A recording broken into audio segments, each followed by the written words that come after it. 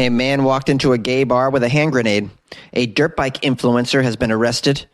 A couple was arrested for having sex on a Ferris wheel. A woman was arrested for throwing raw steak at her boyfriend. And another woman has the world's longest locks of hair. These stories have something in common. They're all from the state of Florida. That's right, because it's Florida Friday. That's what we do on Fridays at Weird AF News. Only weird news from Florida. It's weird. It's good. Let's do it. Did you hear the one about the Floridaman that walked into the gay bar with a hand grenade? Not a joke. Real story, guys. Real story. A Florida man caused a scene when he walked into a very well-known gay bar called the Corner Pub.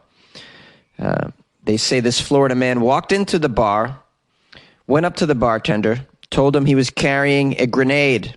He then placed the grenade on the counter, according to the bartender, whose name is Joseph Shakespeare. Shakespeare!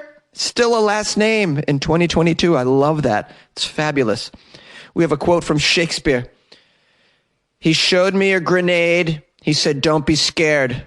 It's just a grenade." And I got to admit, it kind of freaked me out a little bit. Yeah, you think, Shakespeare? Puts a grenade on the bar? Don't be scared. It's only a grenade. I didn't pull the pin or anything. Although after several shots, who knows? I'm just going to put it right here on a napkin, this hand grenade. Don't be alarmed. Don't be scared. It's only a hand grenade. It can only make all of this go away. Now, Mr. Shakespeare says that in that moment, he was very concerned about the safety of his customers because that's very important to him. Shakespeare attempted to joke with the hand grenade Florida man in order to diffuse his apparent anger. What was the Florida man upset about? Here's a quote from Shakespeare. "Well, I was just thinking, stay calm, because we have a lot of people in here. This is our community, so I want to keep everyone safe. I saw a hand grenade on the counter. I thought, how shall I keep everyone safe? Well, I thought I would talk this man out of wanting to pull the pin on the hand grenade. Not easy. I've never been in this position before. Thankfully, I had some help that afternoon." Yes, because a former Marine was drinking in the bar and overheard what was going on and decided to intervene. Here's a quote from our Marine in the story named Daryl Darling. Daryl Darling and Joseph Shakespeare. These are real names. These are real people. Here's a quote from Daryl. "Well, I could see he was agitated at somebody in the bar looking to pick a fight.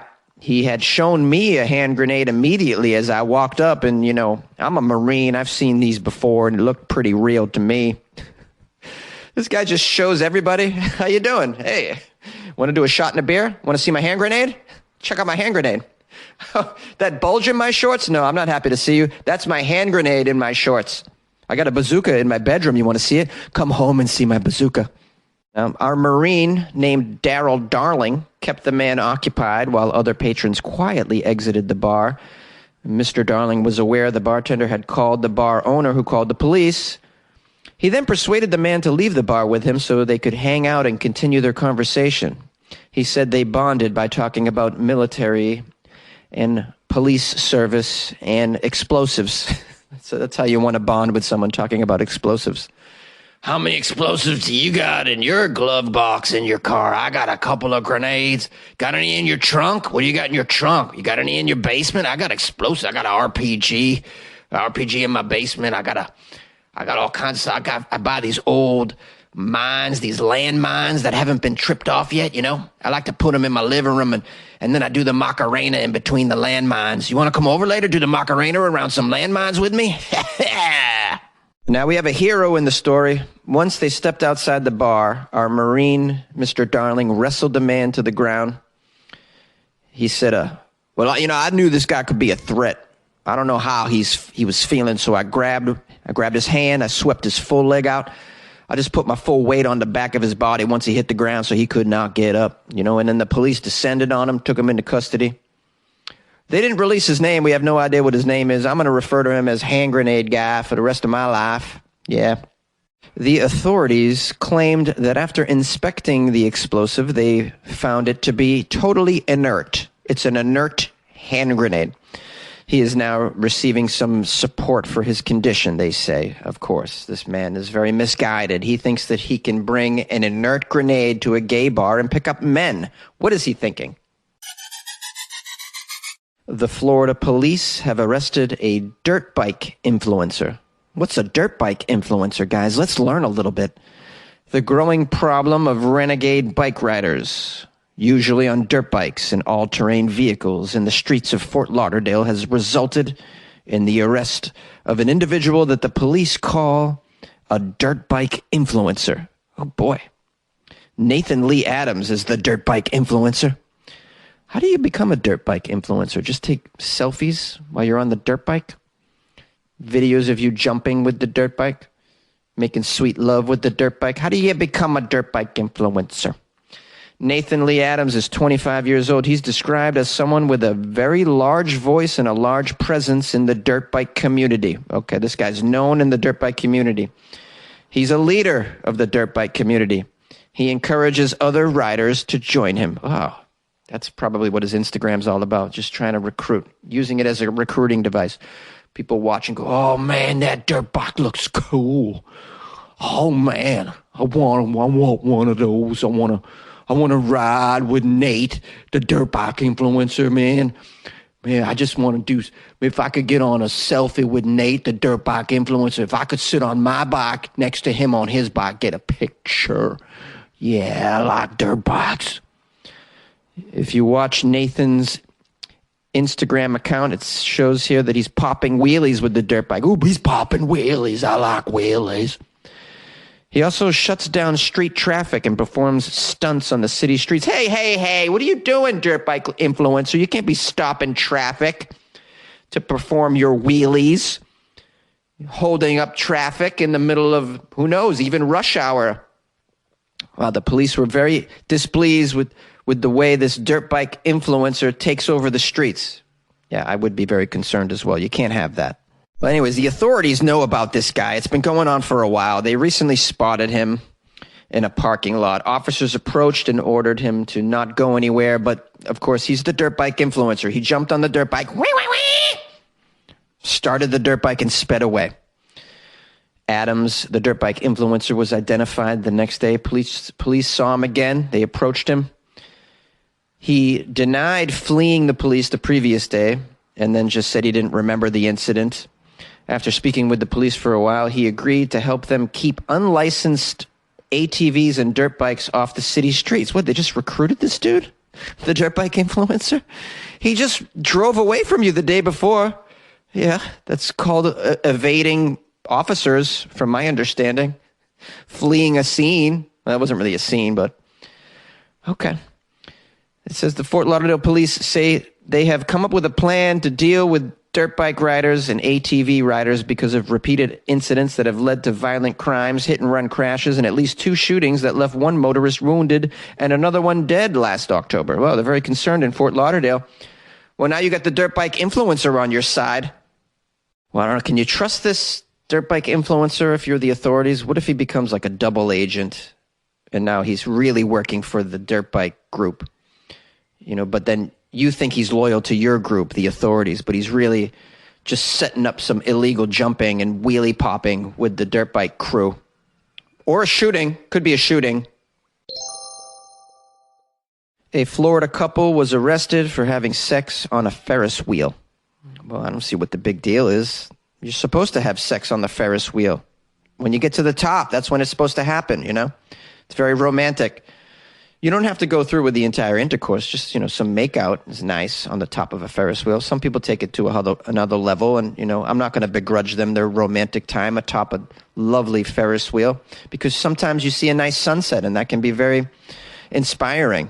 Inspire you to take your clothes off and the clothes of the person that you're with watching the sunset.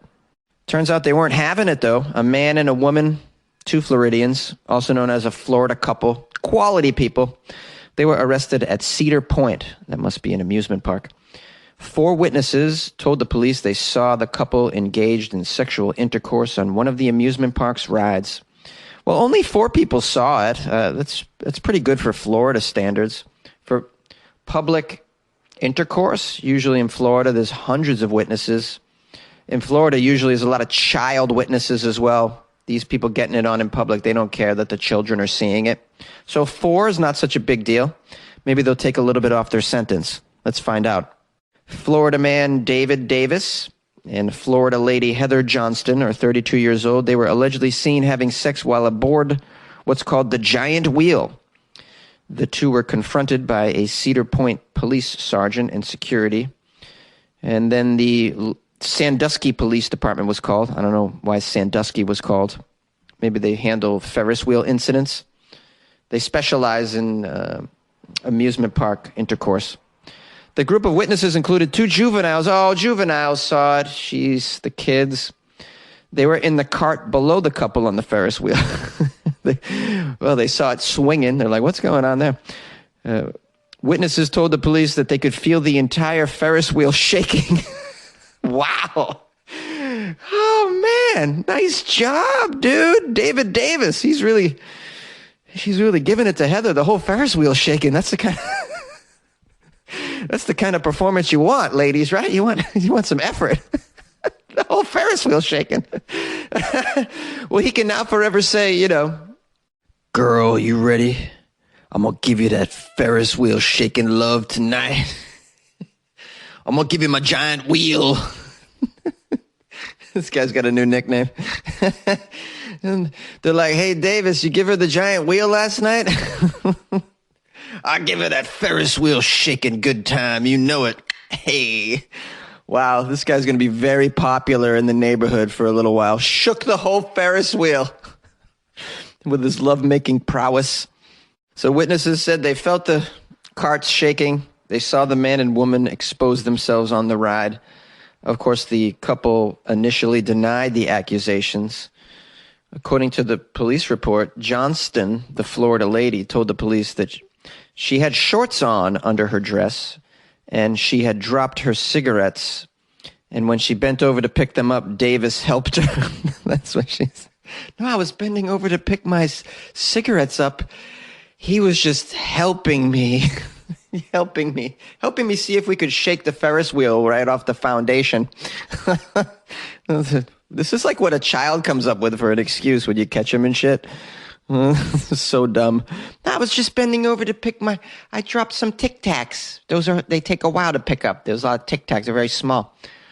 Of course, the couple later admitted that they were engaged in sexual intercourse. Yeah. Because they just watched the video of the whole Ferris wheel shaking. That's not a picking up my cigarettes activity when you're shaking the whole Ferris wheel. That's something else. Something nice. Something sweet. Something that says, I love you. I'm willing to risk my life on this Ferris wheel for you. A Florida woman was arrested for attacking her boyfriend with a raw steak. This wouldn't be the first crazy Florida story that's involved someone getting arrested over attacking another individual with food. I've covered many stories like this. You remember the fried chicken incident of 2021? Well, a Tarpon Springs, Florida woman is getting in on the action, attacking people with some food. She was arrested after beefing it out with her boyfriend. They had major beef, and she settled it with beef. She's facing domestic assault charges after allegedly throwing a raw steak at her partner's face. Hit him in the face with a raw steak. Doesn't say what cut of beef it was. I'm very curious. I need to know. Because a certain cut of beef might hurt, while others might not. Was the bone in as well? I need to know that, because you get smashed in the head with a bone. That could hurt. Within the complaint, they've identified the steak as a weapon because of the way that it was used. However, it wasn't confiscated at the scene by the police. I don't know why they're telling us that. They didn't want us to. It sounds to me like they ate the steak. We also would like you to know that we did not take the steak from the kitchen. We left it there. It was Exhibit A. We left it there. We did not cook Exhibit A and eat it later with some steak fries. We did not do that. We want everyone to know we did not do that. Make it very clear. Could you write that in the report, please? That we did not confiscate, nor did we eat the steak with steak fries and a side of steamed broccoli later. Now, in the story, we have Rochelle Wright, age 42, and the male victim who is not named. This victim's obviously ashamed to have been attacked and slayed by a tenderloin. They were arguing and under the influence when the, quote, assault took place. According to the report, Wright, the lady, was angry at the victim and the steak went flying. She missed her target and only ended up hitting his chair that he was occupying. When the police questioned her about the incident and the flying steak, she said she was tired of his behavior and their arguing, and that's why I threw the steak. He's lucky it was only the steak. I was fixing to throw that microwave at his head as well. You know, when we argue, I don't like his behavior. I'll go hungry if it means hitting him in the face with a bowl of macaroni. Wright was booked in the Pinellas County, guys. You guys know Pinellas County? I think you're familiar. This is a misdemeanor charge, by the way. If you're thinking about smashing someone with a cut of beef, it's only a misdemeanor charge. The article ends by saying, this isn't the first time we've heard a crazy story like this. Last month, a man faced felony charges for throwing hot dogs at a police officer, and I covered that story on Weird AF News because that's what we do on Florida Friday. I let no crazy Florida story go by without some coverage, guys. That's what you get. It's called dedication. You like podcasts? You're listening to my podcast. Maybe you thought to yourself, I'd like to make a podcast. Too difficult. No, not with Anchor. Anchor has free creation tools that allow you to record and edit your podcast from your phone or your computer. Anchor distributes your podcast to Apple, Spotify, Stitcher, and more. They have advertising integration, so you can even make a little money off your podcast. Everything you need to make a podcast in one place. Download the free Anchor app or go to anchor.fm to get started. And good luck with your podcast. Good luck with your creation. Good luck with your life, man. A Florida woman has the world's longest locks of hair. This is a story about a Floridian who's actually doing something for the culture, breaking records with her hair. I love it.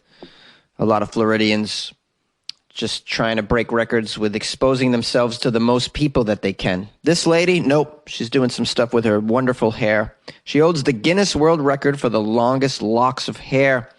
Can you guess how long her hair is, guys?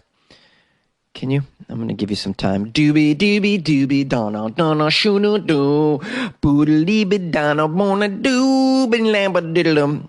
Once again, I do the Jeopardy theme, but a little off so I don't get sued for copyright infringement. Can't afford to get sued. I'm recording in a closet right now, guys. Okay. Her hair has reached the length, a new Guinness World Record, 110 feet. Oh my goodness, that's insane. You got to see the pictures of this lady. Her name is Asha Mandela. She is 60 years old. She's beautiful. She has beautiful hair. She was first awarded the record for the longest locks of hair in 2009 when her locks at that time measured only 19 feet and 6.5 inches. And the record holder says her hair has now reached a length of 110 feet. She hasn't really cut it then since 2009, it sounds. This is over a decade later. 110 feet. Oh, fabulous. Mandela, the Florida lady hero of this story, lives in Clermont, Florida. She said she first started growing her locks when she moved to the United States from Trinidad and Tobago more than 40 years ago. Here's a quote from her. I don't like the term dreadlocks because I don't think there's anything dreadful about my locks. I refer to my own hair as my royal crown of locks, or my cobra. Mandela usually carries her cobra around in a cloth sling to prevent her locks from dragging on the ground or straining her neck. When I'm ready to go into my sleep chamber with my cobra baby, I would have them tied up in a little sack and we cuddle and we talk to each other. Ho, ho! Oh, the Florida lady talks to her locks. She speaks to her cobra. I love it. This is absolutely. You're a Florida lady. You got to talk to your cobra. This is amazing. Technically, she's not a Florida lady because she's from Trinidad, but she sounds awesome. I want to hang out with Mandela. She's got a husband named Emmanuel Che. Ooh, does he sleep with the cobra and speak to it as well? I'm fascinated to know this.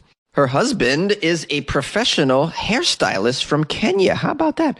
He spends hours each week on maintaining his lovely wife's hair, also known as her cobra. He washes her hair once a week. Oh, this guy's fabulous. This couple is something else, I tell you. On occasion, when he washes the hair, it calls for up to 6 bottles of shampoo and takes 2 days to dry. It's a 2-day process of drying the hair. Mandela says she plans to continue growing her cobra. I will never see or feel that there's a time I would want to cut my hair. It's never going to happen. It's never going to happen. That's how the story ends. She just screams, it's never going to happen.